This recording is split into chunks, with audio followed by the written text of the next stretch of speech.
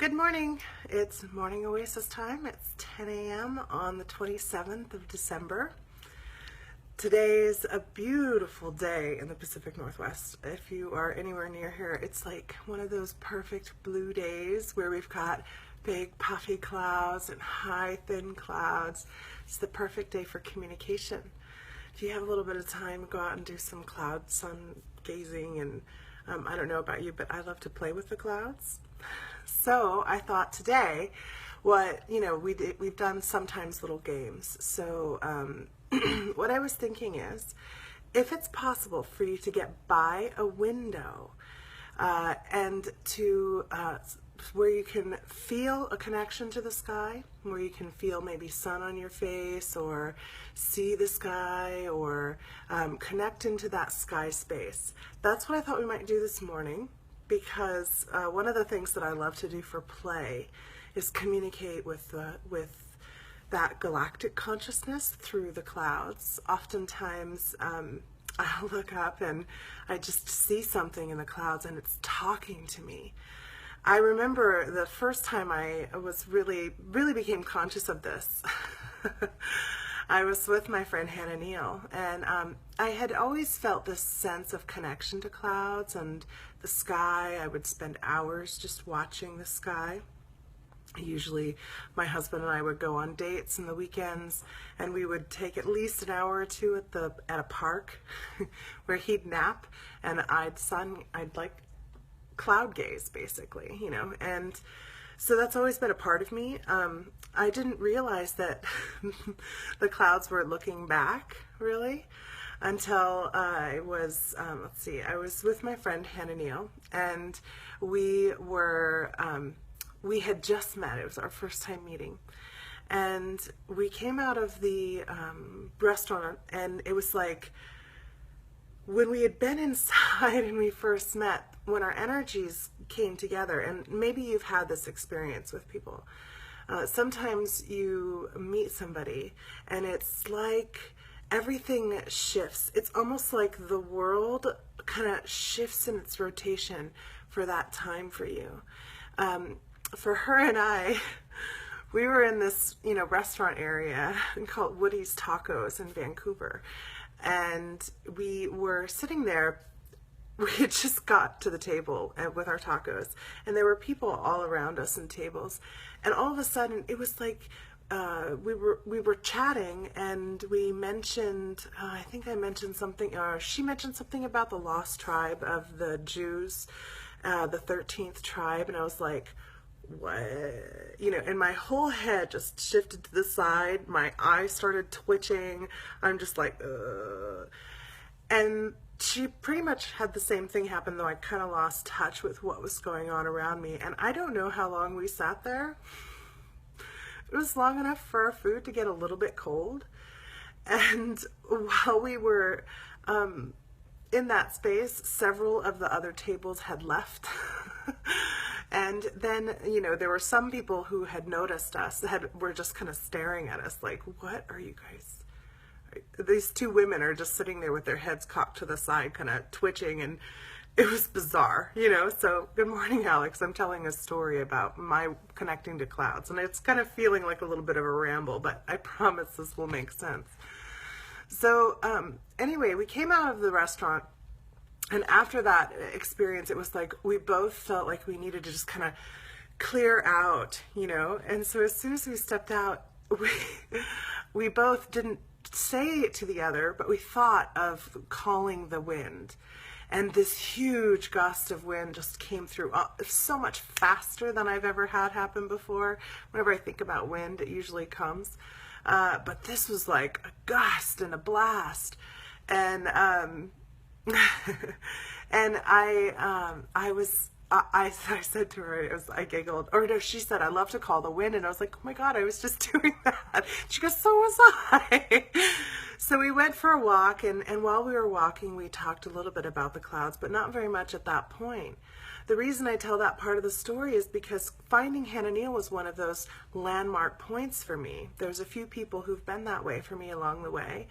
And she became a person for that period of time, along with a few others, who really guided and steered me and opened up parts that I wasn't seeing, that I couldn't feel, that I couldn't connect with. She has a very shamanistic style of practice, which my instruction up until that point lacked exposure to, due to some fear-based stuff from my own former teacher. So anyway, one of the things that we came upon through our kind of journey together was this video about the sky controlling the clouds. And he had, he had his own way. He would use his fingers to focus his intention, and he would do a circle around the clouds, or around a spot in the air where there was no clouds, or maybe there was a tiny cloud, and he'd like keep circling it. And I think he would say something. I think he was saying, I can't remember, something about being the cloud is, I am the cloud is one, or something like that. Anyway, he was doing that, and over a period of about 5 minutes, that maybe this tiny little wisp turned into this great big cumulus cloud. So I was driving up to Hannah Neal this one day, and I kind of got sidetracked, and this happens to me if you've ridden with me. Sometimes I get totally sidetracked and we end up somewhere completely different. And that's like when Spirit's putting me somewhere for a reason. Well, where it put me was on an off-ramp, stuck for an hour and a half on I-5, heading north at the worst time possible. And I was so bored, and I remembered that I had a sunroof. I have this car that was new to me, and it has a sunroof. So I opened up the sunroof, and I looked up, and I started thinking about how that man worked, and when I experience somebody else's energy work, usually I end up incorporating it in some way. I think we all do that, and I make it in my own way, my own. So I looked up at the clouds, this one cloud that was over me, and I kind of thought, oh, that's such a pretty cloud. Well, I wonder if it wants to talk to me. I wonder if I can make it actually tell me something. So I asked the cloud. I looked at it and thought about it until I felt like I was connected to it, until I felt like my mind was inside of that cloud. And then I asked it to give me a sign, right? Like, why am I sitting here? And I remember just starting to laugh, and it wasn't my laugh, but my body was laughing, right? Because that's what we're doing when we tune into something. We're kind of channeling the energy of something else. We're sharing that energetic consciousness for that time. So I started laughing, and almost immediately it turned into the shape of, if you've ever seen a Lewis and Clark statue where they're like pointing north, they're standing with their arm cocked on their hip and they're pointing north. Well, that's what the cloud shape turned into immediately. And I was like, yeah, I know, I'm trying to go north. And then within about a minute, like so quickly, because the winds were moving, and it just shifted again, and it looked like an owl. And I was like, oh, interesting. Okay, so there's wisdom north. I know there's wisdom north. Hannah's north. Right? So, and I was going to her house. And so then I remember just kind of thinking about that for a minute, and then I saw this, like, a cauldron with 3 figures standing around it. And what came to my mind was Macbeth, boil, boil, toil and trouble, fires burn, and, So anyway, then I'm really cracking up. And at this point, the person who's next to me in the car, not my car, but in the car next to me, looks over, and I look over at the same time, and I'm dying. I'm like laughing so hard because I'm having a conversation with this cloud. and he rolls down his window, and I roll down my window, and I was like, isn't it just such a funny thing that we're stuck here right now? And he said, my God, I don't think we're going to go anywhere for a really long time. I said, I know, I wonder if we should just start having a picnic. We didn't. We closed our windows and went back to our own thing. But it was one of those moments where it was precious and beautiful, and I would never have taken that time had I not been stuck in that traffic jam. And had I not like thought, ooh, I'll take this clever route, right, which was not so clever. Um, and all of it was by chance. So I thought, most of us are up in the morning, it's daytime wherever we are. And I thought maybe we could take this little bit of morning time to play with some clouds and see what happens. See if it's something you enjoy. Since then, I play with clouds a lot. I talk with them a lot. I consider them to be my friends, and it's hilarious because over this time that I've been talking about it, there's a window right here, and I'm gonna just kind of show you guys. So I'm just gonna reverse my view. So this is my window. Now, when I started, I should have shown you, but this whole area was pretty much a blue sky with just a few puffy clouds around the outside. And now it's a pretty full cloudy sky. So I'm going to, let's see, let me find a way to set my camera that's comfortable.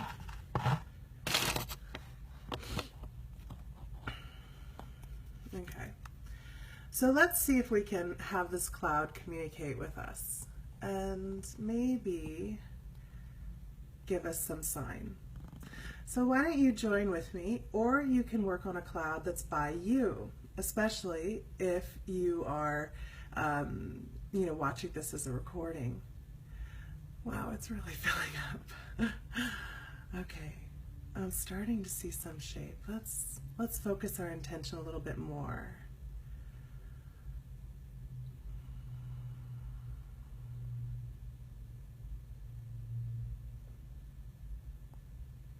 The wisps are some incense smoke, but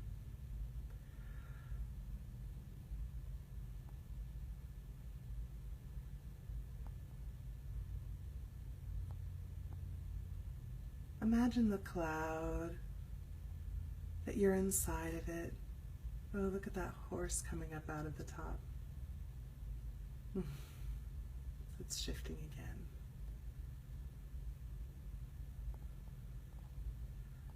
Oh, there we go.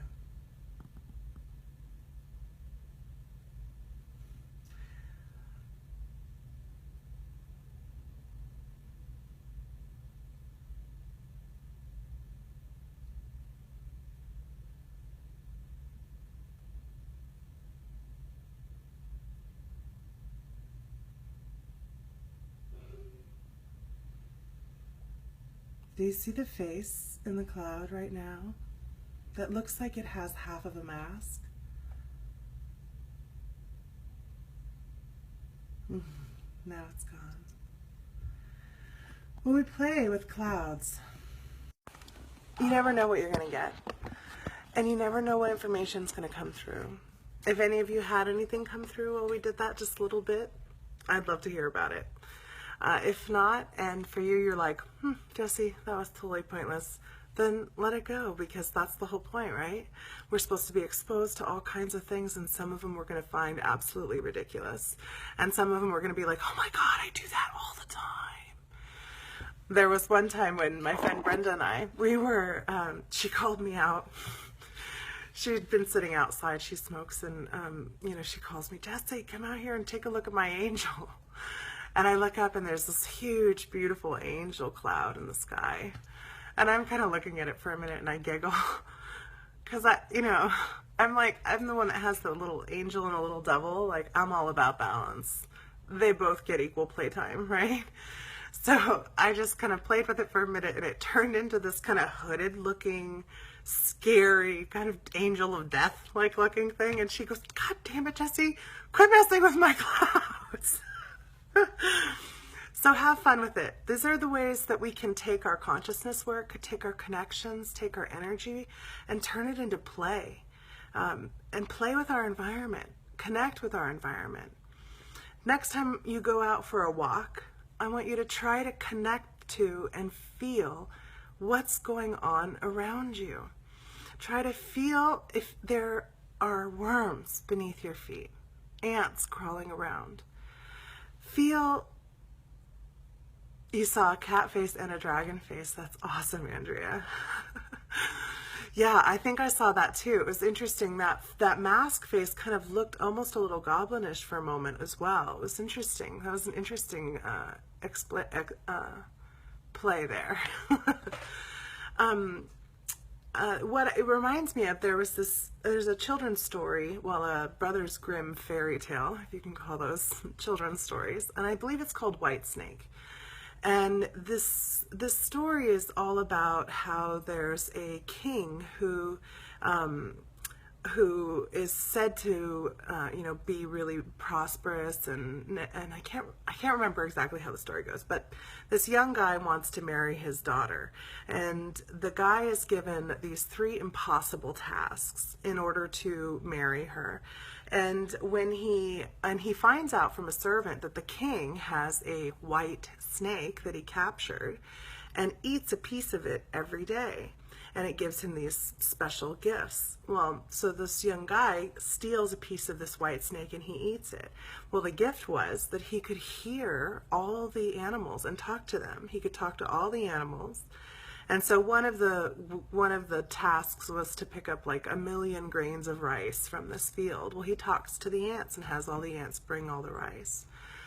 So my point in this is people have been playing with the idea of connecting in with the consciousnesses of animals for a long time. We have stories about it. We have all kinds of people, biologists, zoologists, who do that kind of work and have a knack, have a gift. I don't know if you guys remember Steve Irwin, but had a gift with animals, the way he could read them and understand them. He was in their consciousness. It was quite amazing, actually. Jane Goodall, the way she interacts and relates with, our primate cousins, is amazing. It's an amazing experience when you're in the presence of somebody who communicates with animals. So anybody can do that, because remember, we're an animal, right? And just like we can kind of feel and tune into each other, we can tune into these animal consciousnesses and interplay with them. We can tune into the sky, the water in the sky, the wind in the sky. These are all consciousnesses, believe it or not, expressing at different densities, different levels of awareness, right? And that's the whole point of this little talk here, is that we are shifting in levels of awareness, in density of expression. And that's kind of what it is. We're seeing animals starting to exhibit far more human traits and behaviors, collaboration between species, far more tool building. There is an ape that makes his own fire, cooks his own food and eats it like with tools, right? Okay, so animals are evolving right now. They're upgrading in their consciousness, as are we. This is part of like what's going on across the planet, all through the whole planet. And the more you can connect in and allow these different consciousnesses to come into yours, you are then playing with your level of expression, playing with where you're expressing at. And that's the whole point, in my opinion, personally, is to get to a point where you are playing with the creation. That's when you're embracing the creator being in you. The whole point, to me, of this experience is to remember completely that I am a piece of that creator being here manifesting for a particular reason, because I wanted to experience my creation and see if from these set of experiences that I am experiencing, if I can find my way back to myself. Can I find my way back if I can't remember that I'm the creator? Will I even know that there is a way back? Will I even know that there's a back? Right? I remember in college, I think it was first class of philosophy, right? 101, Philosophy 101. We read Descartes' Meditations. And I remember at the time I was so furious, actually. I was a mathematical major, and I love math. I love playing with numbers and expressions and finding a way to express something in a logical pattern and sequence is really appealing to me. Anyway, so and Descartes is the father of the Cartesian coordinate system, which allows us to graph out and have three-dimensional graphing and all that kind of stuff, X and Y, right? That's like, you can thank him for that. He was a very forward-thinking person, as often mathematicians tend to be, because they're trying to describe the undescribable, right? Anyway, he wrote his meditations, and it's the whole premise is basically, how do we know we're not just a brain in a jar connected to, you know, some sort of computer or something. I can't remember exactly what he called it, but that is pumping and feeding our experiences into us and watching how we will behave in response. And so he says, you know, what you have to do is first forget everything that you know. And once you forget everything that you know, then you begin to question what is around you, what you can see. And he goes through this whole process. And I remember at the time in the class, I was extremely resistant to this whole thing, because I felt like, if you forget what you know, if you forget everything that you know, then the very first question to ask shouldn't be, is there a God? You wouldn't even know there's a God in the first place to ask that question. And so I began rejecting him. Well, now I've been revisiting it, and it's interesting because to me, I think that's actually the process of awakening in your consciousness. And I think that Descartes was awakening in his consciousness, and his meditations were his diary on that, essentially, his journey, his questioning. We've been doing this for a very long time, but now the energies, the time, the alignments is here. The work of all of those people who've come before, of integrating into the collective consciousness this awareness, this understanding, has all been in preparation for this time right now. I don't do a lot of talking about this stuff, like, really publicly, because you sound a little crazy, you sound a little ranty. However, if you're in this community, this is what we're talking about. Consciousness is shifting. We're shifting from what's called a 3D expression, meaning this cup has height, width, and it has depth, right? 3D expression with a 4D consciousness, meaning I can think about right now, I can think about tomorrow, I can think about the past. I can imagine another expression, another timeline. I can play with time and space in my consciousness. 2, that's what we are at right now, or we're at actually. Into a 4D expression and a 5D consciousness. Okay, what does that mean? The boom of my son's foot on the ceiling. A 4D expression means time is going to stop meaning as much as it does to us. We're going to start seeing how linear expression is actually just our consciousness traveling of expression, the pre-programmed traveling according to our genetics, into a place where we can actually shift into that time and space, that expression. I know that sounds a little far out right now, but that's what time travel essentially will be. We are not going to build a machine that teleports us somewhere in time. We're going to learn how to project our consciousness to that space and build around that consciousness the vessel that's required. And that's how a lot of these extraterrestrials are actually traveling right now. You can look into Stephen Greer has a lot of talks about this if you want to find out more. So these other galactic consciousnesses that are coming to us right now are guiding us in this process. It's a big shift that's occurring and requires a lot of the whole species, of all of us. So that's one of the reasons that everything is shifting for people right now. Things that don't work are breaking. They're breaking because we don't need to be stuck in that three-dimensional expression anymore. Our 5D consciousness is going to be quite different, which I'm not going to fill your head with a bunch of my stories of what that might be, because I'm not quite sure. I'm experiencing a lot of different things. So it could be anything for you. I'd love to hear what you've experienced, and if we want to have conversations more privately about that, we can. All of this is to prep us for what meditation we're going to work on today, as well as to prepare us for tomorrow. I don't know if you guys are aware, but tomorrow is the new moon. And it's actually it's the beginning of the first lunar cycle of this year. And it's a solstice new moon, is what this one is called. And I've been doing some reading about it, and essentially there's one name that I love. I love my day calendar. They do all kinds of beautiful things. Here's their illustration for tomorrow's new moon. And they call this moon the Stardust Moon. All there is.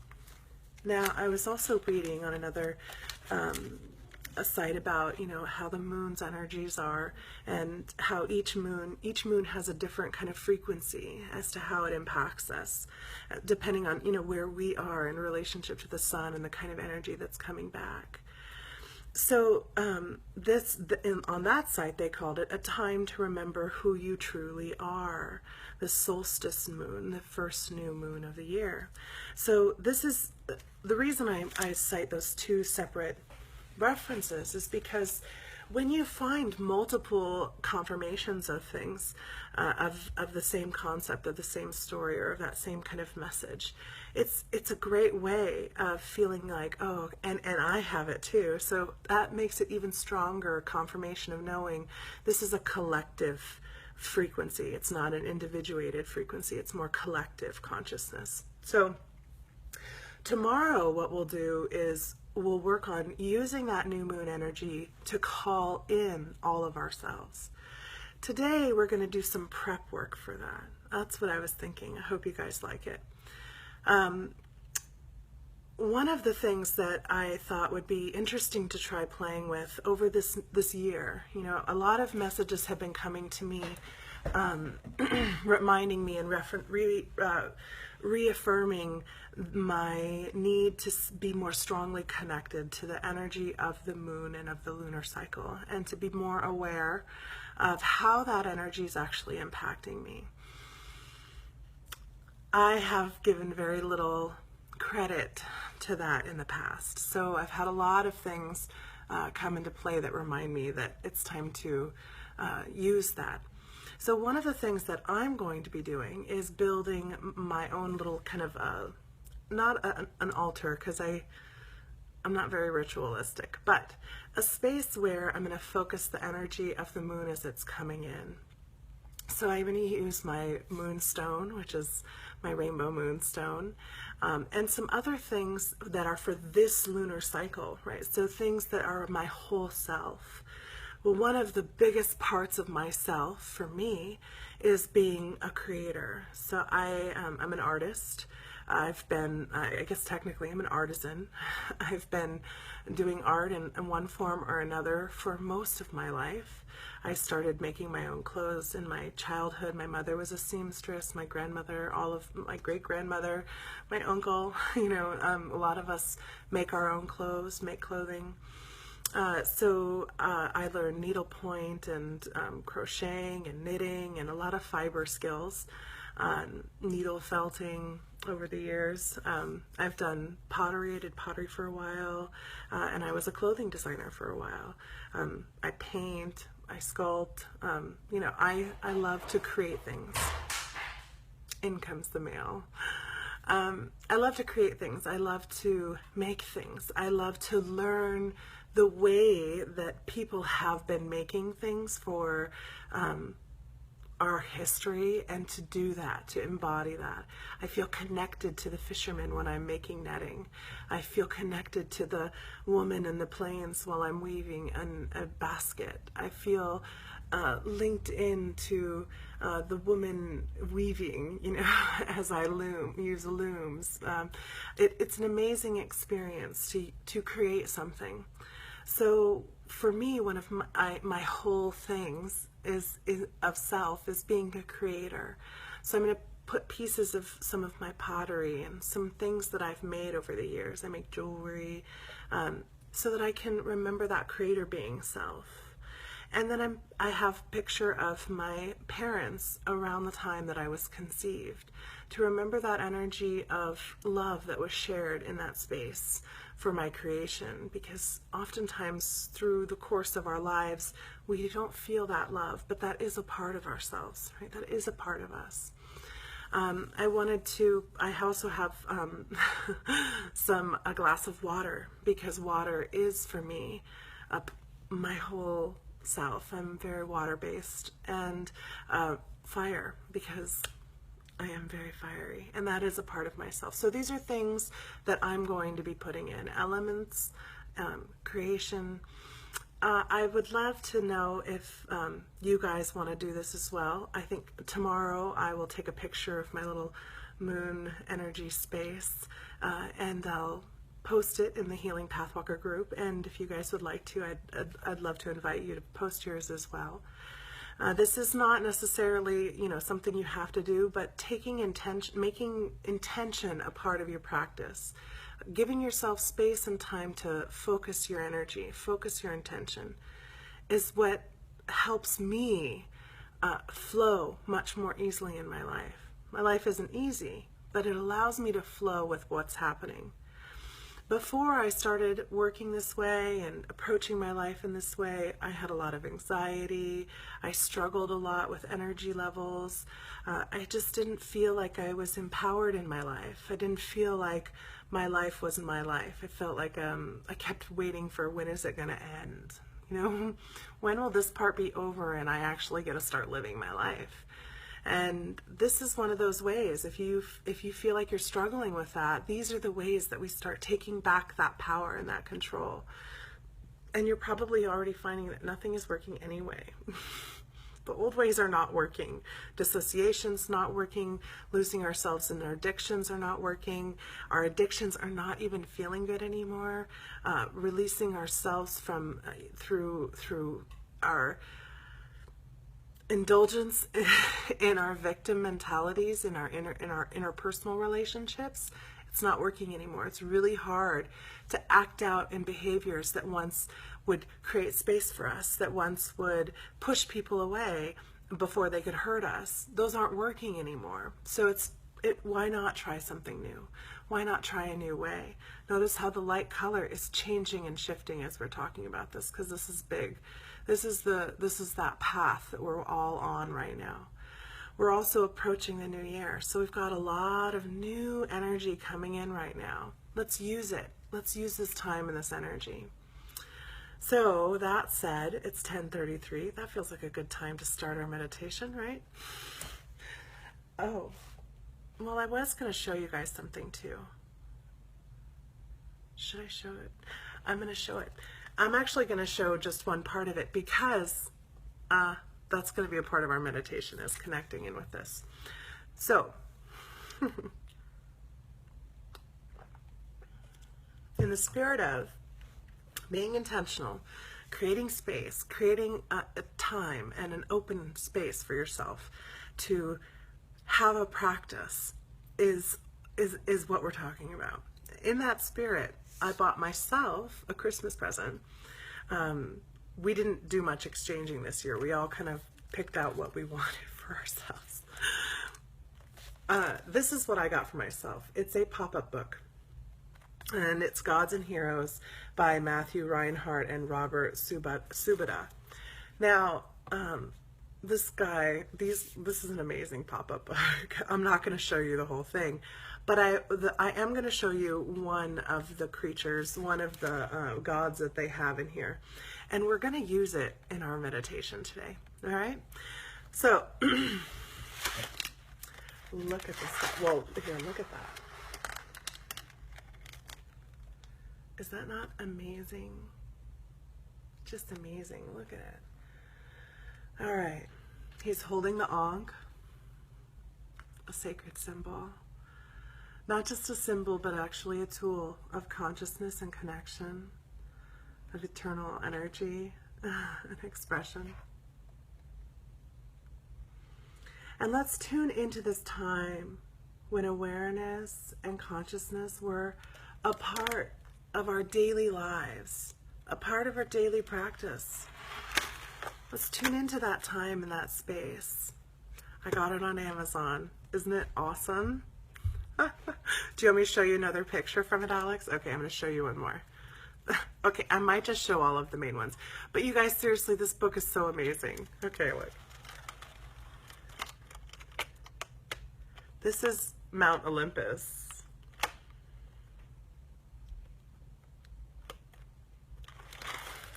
And each one of these little book sides here opens up and are whole pop-ups in and of themselves.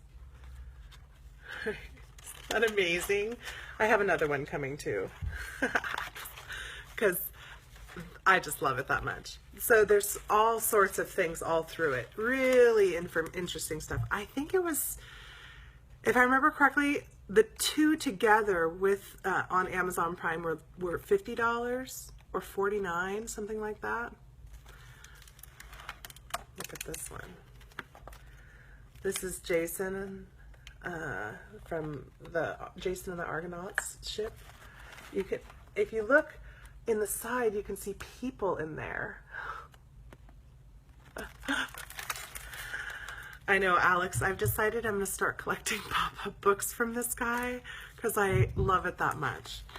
Oh, this one's really cool too. Okay, but sometimes his little hammer gets caught. I shouldn't call Thor's hammer little. Thor.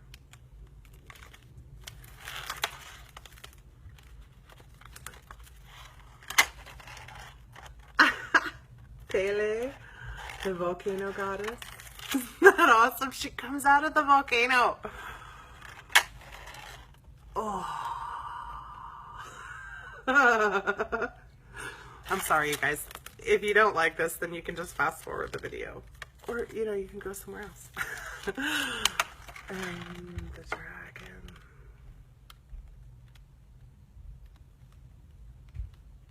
How many of you guys, just out of curiosity, are starting to feel connections to dragon energy?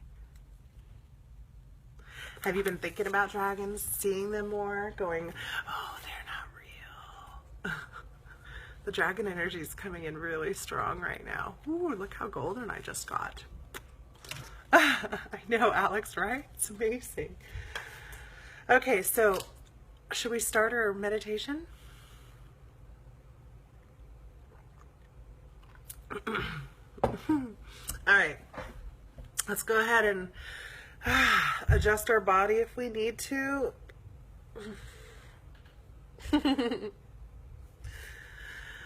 Yeah, I figured you would be, Andrea. I'm not at all surprised. The dragons are coming in so strong. Oh, that was such a good show. Oh my gosh, Alex, that was such a good show. I loved Merlin.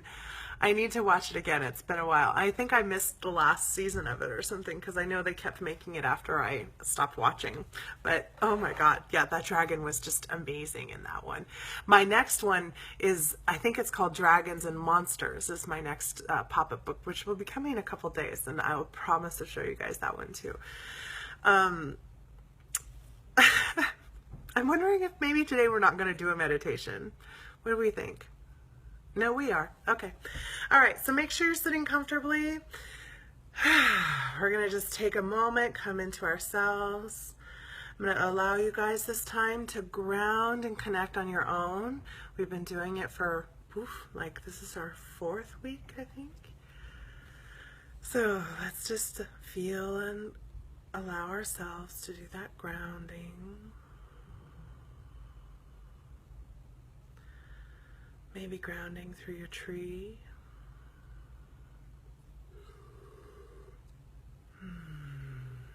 Visualizing the tree around you.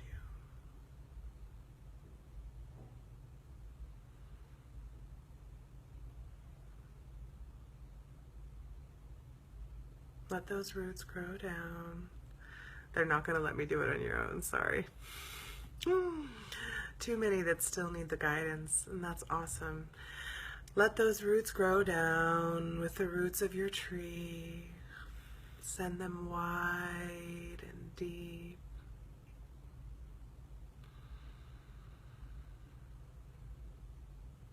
Let those roots continue to grow until they're wrapping all the way around the planet, all the way around Gaia, because we are mighty beings with huge root systems.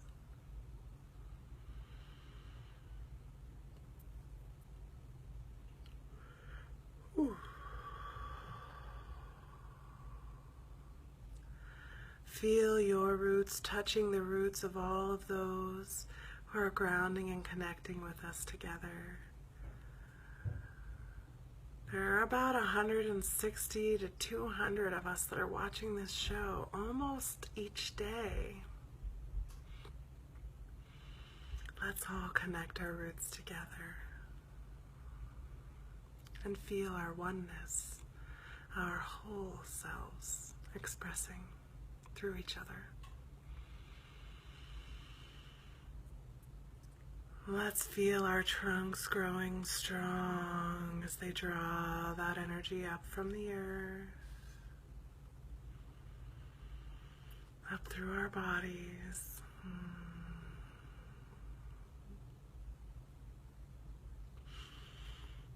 If you need to adjust while that energy rises up through your spine, do so.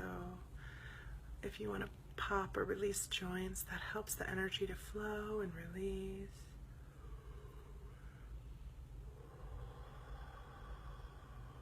Up through the neck and shoulders. And feel that crown opening in the tree as we reach our limbs out wide. Let's send our limbs out so wide that we're touching each other, brushing each other's leaf tips with our own.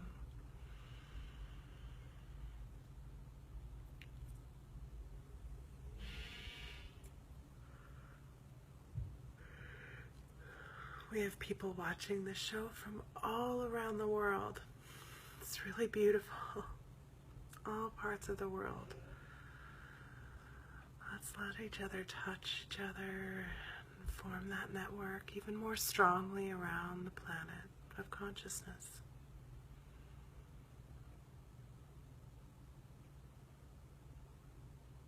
Letting that light shine down on our crowns. That rich, prismatic light full of all the colors, all the frequencies and vibration, all consciousness here, supporting us as we shift.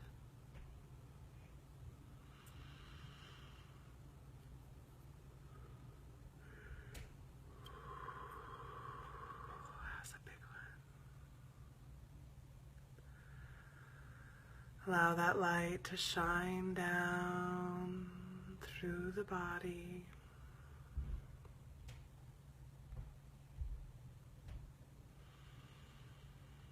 All the way down through the heart.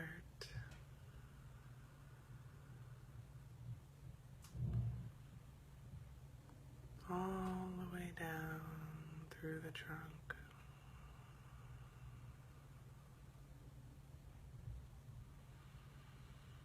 As we send that light energy down our roots, touching each other's roots, filling the planet with this light.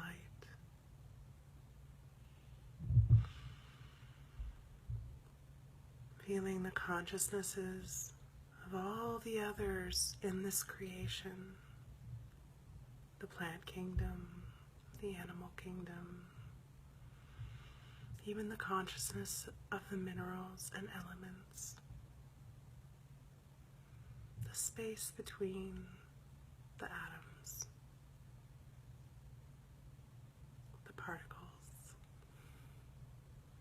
the nucleus.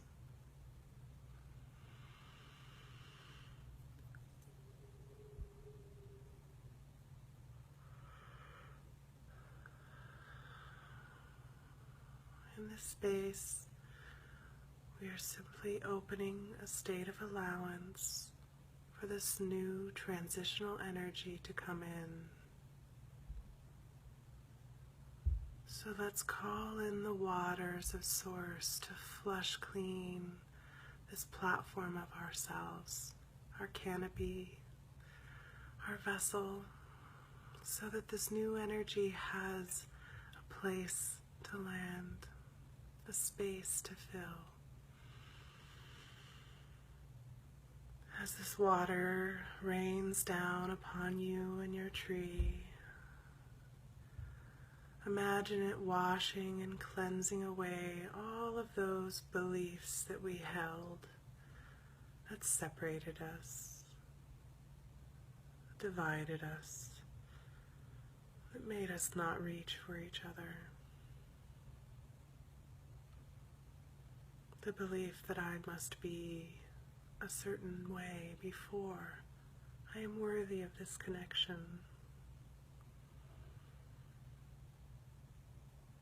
The belief that I must do in order to earn this love and abundance. The belief that in any way I bring anything but love and total allowance to my life. Let go of the self-punishment for past choices, actions, and path walking. It all has led you here. Look how beautiful you are. I am so grateful.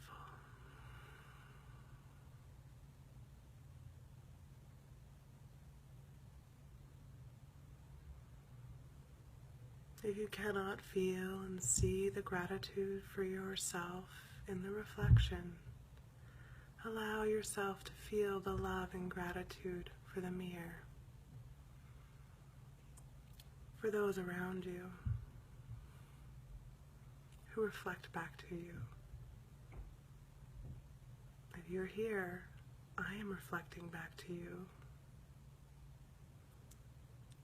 And I'm super grateful for your mirror. Thank you.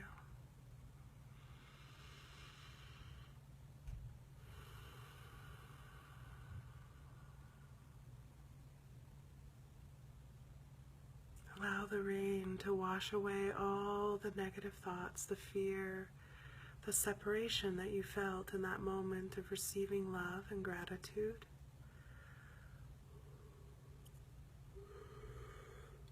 For many, that's a trigger. Thank the body for giving you this time and space to bring that forward as my husband rifles through his drawers. See how it all goes together? Be grateful for the mirror that's showing you the ways in which you've still rejected parts of yourself. And let yourself come back in.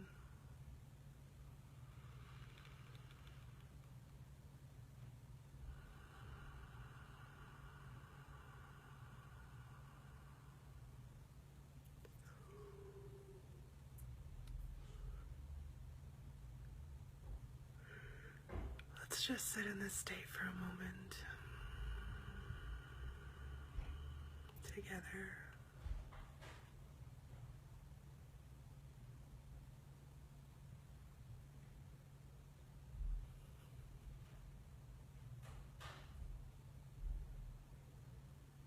Remember to breathe. Breathe.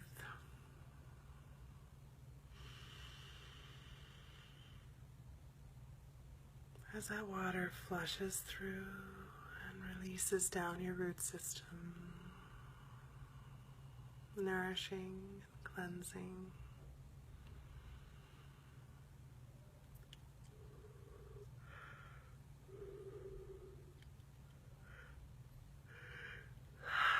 Some of you were forgetting to flush through the roots, weren't you? Let that go.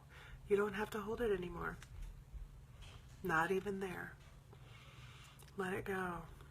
Flush it through.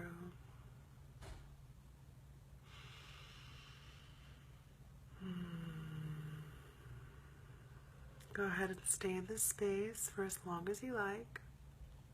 If you're watching this as a recording, then go ahead and pause. My few little exiting notes tonight. If you're in the Portland metro area, I will be at New Renaissance Bookstore with the Psychic Gallery from 5:30 to 10, I believe, in Northwest Portland.